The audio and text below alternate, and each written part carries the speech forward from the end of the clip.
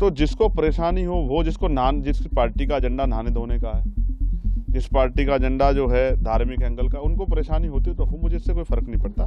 मैं क्यों जाऊं मथुरा काशी, मैं बेगमपुरा का वासी, मेरा मन साफ सुथरा है तो मुझे कहीं जाने की जरूरत नहीं है। मरे मुलायम काशी राम, प्रेम से बोलो जय श्री राम। आप ऐसे लोगों को मैं ना संत मानता, ना उनकी भाषा को संत वाली भाषा मानता। उन्होंने कहा जिनको इस जन्म में मुक्ति चाहिए, अपने दुखों का नाश करना है, वो हमारे साथ आ जाएं, और जिनको अगले जन्म की परवाह है वो कुंभ में चले जाएं। मैंने क्या गलत कहा? लेकिन मैं नहाने धोने की राजनीति नहीं करता हूं।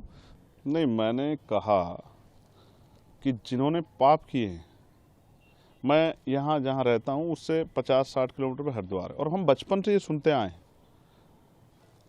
हिंदू धर्म के धार्मिक गुरुओं से कि गंगा जी में जाके अपने पाप धो और पापों से मुक्ति ले लो।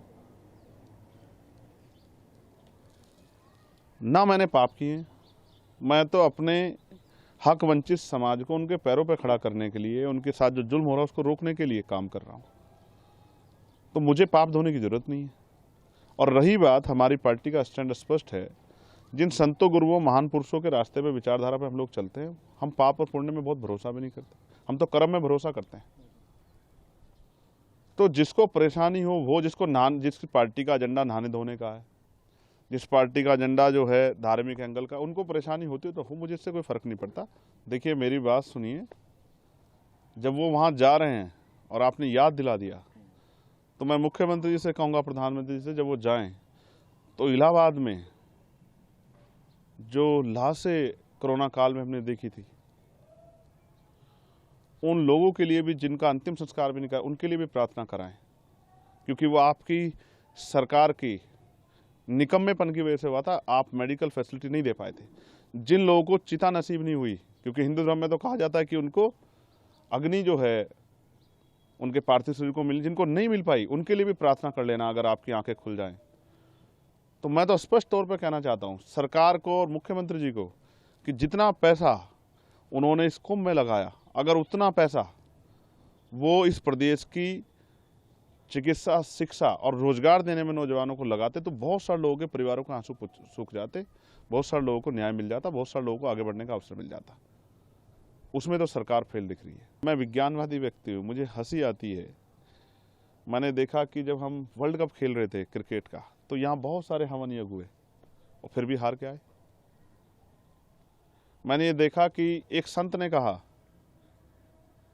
कि हम ऐसा हवन यज्ञ करेंगे इस बार कि पाकिस्तान नक्शे से बाहर हो जाएगा। तो उनसे कहूँगा कि चाइना के लिए भी कर लेना। और अगर इस तरह से, पाकिस्तान में तो हिंदू भी रहते हैं जिनके लिए आप रोज चिंता करते हो, तो उनको भी, उनके जीवन को भी समाप्त करना चाहते हो नक्शे से हटा के। इन्हीं एक संत ने कहा कि मरे मुलायम काशी राम, प्रेम से बोलो जय श्री राम। आप ऐसे लोगों को मैं ना संत मानता, ना उनकी भाषा को संत वाली भाषा मानता। संत का मतलब होता है जो मानवता के लिए जिए, जो सुख सुविधा को छोड़ के जनता को किस तरह से उनके जीवन में समस्याएं खत्म, उसके लिए जिए। यहाँ तो सुख सुविधाएं लोग ले रहे हैं और अपने आप को बहुत बड़ी बड़ी बातें करते हैं, लेकिन सच तो कुछ और है। मैंने तो कोरोना काल देखा, अगर जितना पैसा वहां लगाया गया, इतना शिक्षा चिकित्सा पे लगाया होता, इतने लोगों की जान नहीं जाती। और मैं किसी को रोक थोड़ा ही रहा हूं, जिसको निमंत्रण मिला वो भी और जिसको नहीं मिला वो भी जाए। लेकिन मैं याद दिलाऊंगा कि ये संत ही थे जो जब राम मंदिर का शिलान्यास हुआ तो इन्होंने प्रधानमंत्री पे बहुत सारे सवाल खड़े किए थे, इस भाजपा पे सवाल खड़े किए थे, इनके जो है उस कार्यक्रम पे, तिथि पे सवाल खड़े किए थे। इन्होंने तो किसी की नहीं सुनी। है तो खुद को आस्था का सबसे बड़ा स्वरूप बताते हैं। मैं तो वैज्ञानिक दृष्टिकोण की बात कर रहा हूँ। मान्यवर काशीराम साहब जो हमारे नेता हैं, मैं आखिरी तौर पर आपसे कह रहा हूँ, मैं उनको गुरु मानता हूँ, मैं उनका चेला। उन्होंने कहा, उन्होंने पंडाल लगाया, उन्होंने कहा जिनको इस जन्म में मुक्ति चाहिए, अपने दुखों का नाश करना है, वो हमारे साथ आ जाएं, और जिनको अगले जन्म की परवाह है वो कुंभ में चले जाएं। तो मैं तो इसलिए आपसे कहना चाहता हूं कि मान्यवर काशीराम साहब ने रास्ता दिखाया, अगर दलित, पिछड़े, आदिवासी, अल्पसंख्यक समाज के लोग, मुसलमान, जैन, सिख, बौद्ध, ईसाई, पारसी, उनके साथ जो हिंसा हो रही है, उनके साथ जो जुल्म हो रहा है, उनके अधिकारों पर जो हमला हो रहा है, अगर उनको अपनी समस्याओं से मुक्ति चाहिए, इस जीवन में अच्छा जीवन चाहिए आत्मसम्मान का, तो उनको आज़ाद समाज पार्टी के साथ, चंद्रशेखर के साथ आना चाहिए, तभी उनका भला हो सकता है।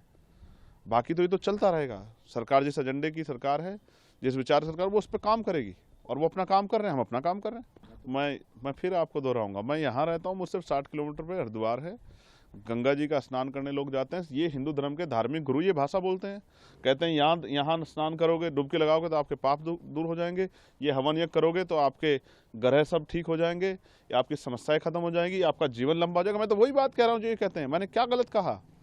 लेकिन मैं नहाने धोने की राजनीति नहीं करता हूँ। मैं लोगों को सही पथ पे ले जाके उनके दुखों की मुक्ति के लिए राजनीतिक सत्ता के बगैर, और उनको जब तक आर्थिक सशक्तिकरण नहीं होगा, सामाजिक भेदभाव खत्म, तब तक बदलाव नहीं हो सकता। मैं तो अपने काम पे, अपने उस विचार को, महापुरुषों के विचार को आगे बढ़ाने का काम कर रहा हूँ।